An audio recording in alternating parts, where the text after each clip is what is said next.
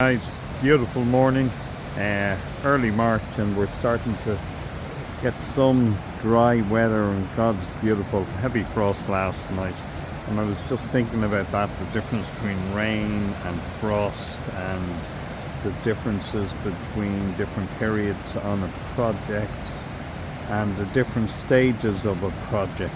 And somebody once said to me, projects are like war and peace. And there is peacetime and there is wartime, there's no doubt about it.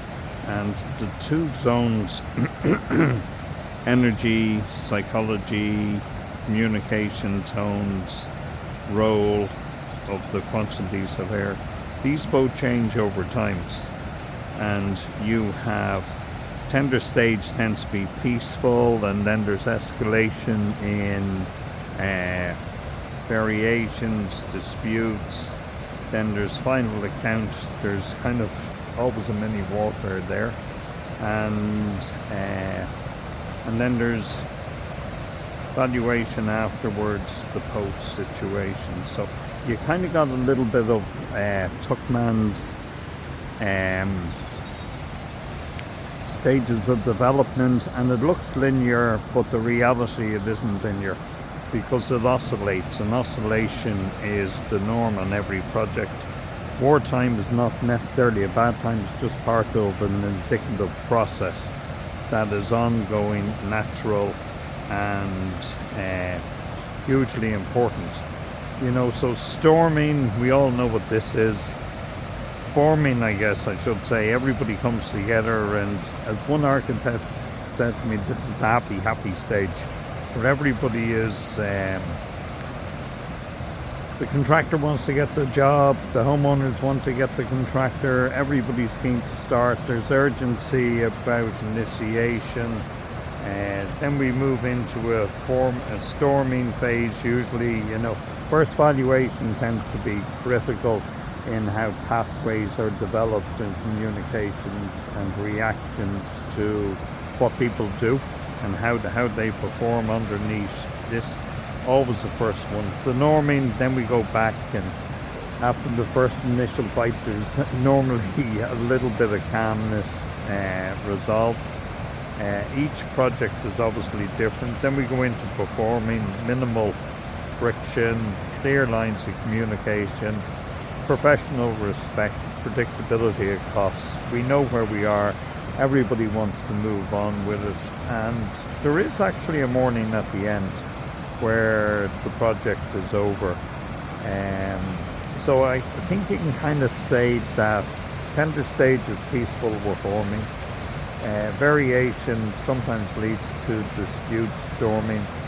Regular valuations, norming. People need money and cash flow. Delayed claims equals storming.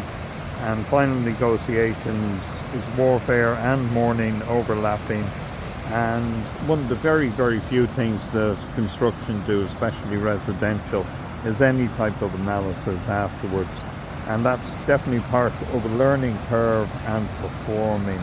So wartime is not chaos, it's just a different operational mode. It's very different for professionals who are doing this all day long in construction, and other professionals, the homeowners, who are just as in much conflict and in war zones in their own work, but it's a different nature of work, so it's an alien nature, and they don't often cross over. They do not often cross over.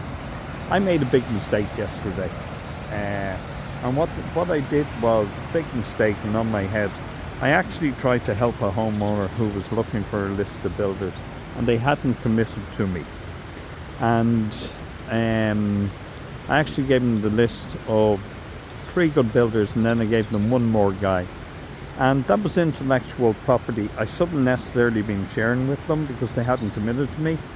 And the reason why that was important was because it's my role to keep the norming and the forming and the performing roles and stages interlinked, and as long as possible to prolong them. And what I actually gave wasn't intellectual property. What I gave was relationship. And I gave the information of 3 good builders I'd built up a relationship with, which is fine if I'm working with them, but then I passed it on. And they're like golden nuggets, because at the end of the day, that's what it's about. It's about finding the right builder. Once you get to this stage, it's about finding. So I actually passed that on out of goodwill. And the more reflective I actually thought, I've actually given away golden nuggets. And I know for a fact by the time people go to tender, the guys probably mightn't be available anyway. But it was a learning curve. And it was a learning curve for me, not just in giving away the information, but it was a learning curve for me upon reflection. What my relationship with these builders does is oscillation, disagreement. There is ups and downs, but you tend to find if you do work with a guy over a prolonged period, there's already built-in trust.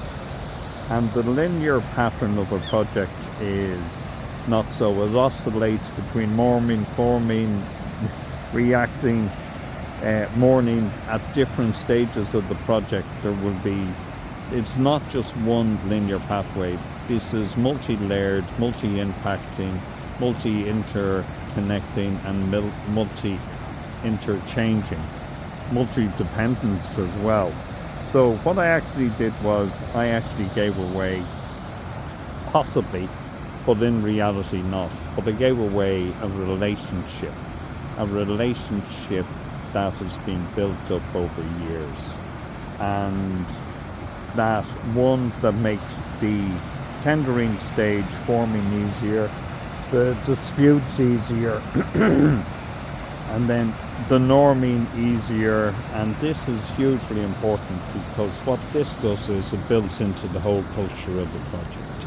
I have another project where the first dispute is coming and the homeowner wants to get entrenched, which is understandable and rightly so, but we don't want to be in a situation where you win a battle and lose a war.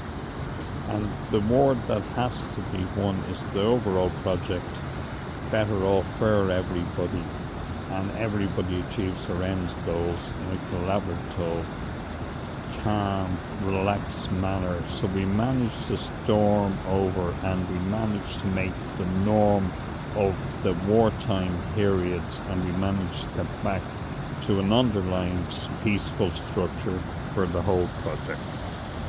So that's just my take on situational, cultural baselines of projects interlinked with group analysis of stages, interlinked with the role of Quantity Surveyor. Okay, thanks guys, hope you're doing well, talk to you soon.